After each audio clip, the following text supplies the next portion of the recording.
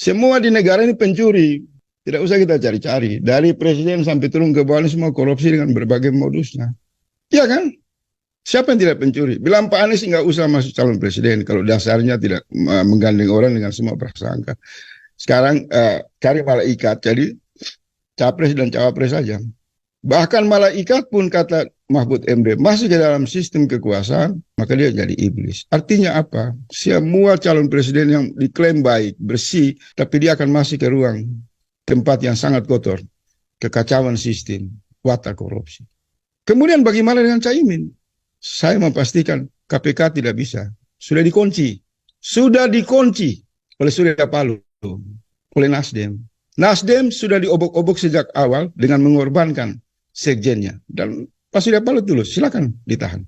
Kalau sampai Caimin lagi dicari-cari kelemahan untuk membatalkan dia di tengah jalan, itu yang menguntungkan Ustaz Slamet dan kawan-kawan semua. Terjadi revolusi, terjadi gerakan, umat akan marah. Berarti batal ini pemilu. Karena persepsi rakyat, KPK hanya sehari sesudah ditetapkan Demokrat keluar dari koalisi, maka KPK muncul di permukaan mengatakan ada dugaan skandal korupsi. Publik kemudian menduga berarti di belakang ini apakah SBY atau Pak Jokowi. Ini nanti kita buka semua permainan ini. Jadi saya mau mengatakan KPK tidak akan berani untuk memproses atau mencari-cari kesalahan Pak Caimin. Dugaan saya Pak Surya Paloh itu datang ke istana untuk sebenarnya mengirim pesan kepada publik. Saya sudah kasih tahu buat Pak Jokowi. Kamu sudah lihat kan KPK zalimi Nasdem ketika mengusung Pak Anies. Sekarang kita sudah usung Caimin.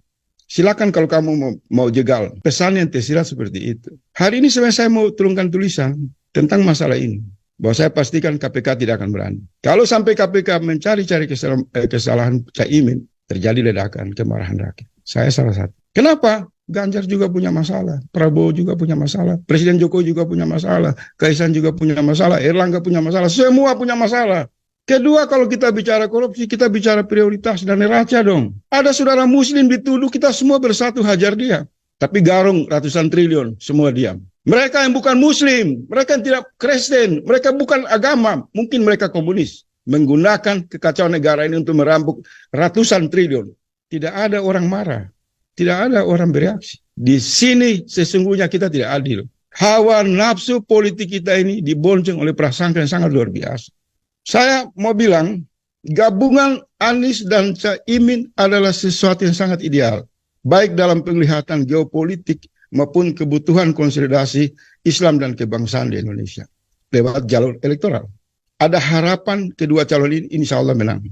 Kalau para kritikus, pengamat, ustadz, ulama meragukan ikhtiar ini, menurut saya segera mereka mengeluarkan statement tertulis bahwa kami tidak ikut pemilu. Terus menawarkan jalan apa yang kamu mau buat. Dan siap untuk bertanggung jawab bila terjadi kekacauan, terjadi kematian, terjadi pembunuhan karena jalur-jalur kekerasan politik dengan mengabaikan ruang ikhtiar yang tersedia.